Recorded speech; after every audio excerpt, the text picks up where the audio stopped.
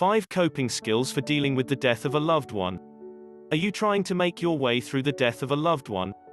When a loved one dies, it can be devastating, and the feelings can be very powerful.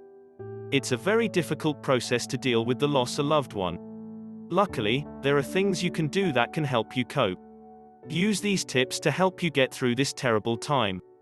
Allow a grieving period. Give yourself time to cry and remember your loved one.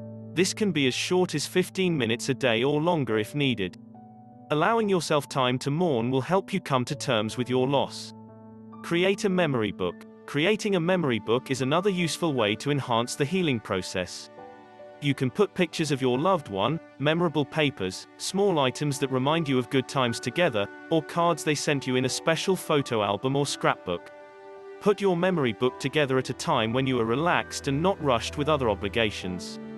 Look at it when you need to, but avoid becoming obsessed with it. Put it away from time to time so you don't spend all your time clinging to your memory book.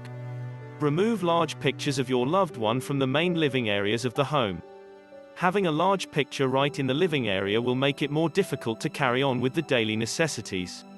You can place the picture in a room that is separate from the main living space so that you can still look at it when you want to. Visit a spiritual contact according to your faith. When you're feeling overwhelmed with feelings of loss, a visit with your spiritual contact will be beneficial. They will allow you to feel that you're not alone in your struggles. You can also reach out to a grief counselor.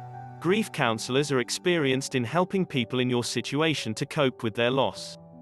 They can work with you individually to find methods that work best for you. Talk with friends. Friends are like angels that can help you to get through your loss.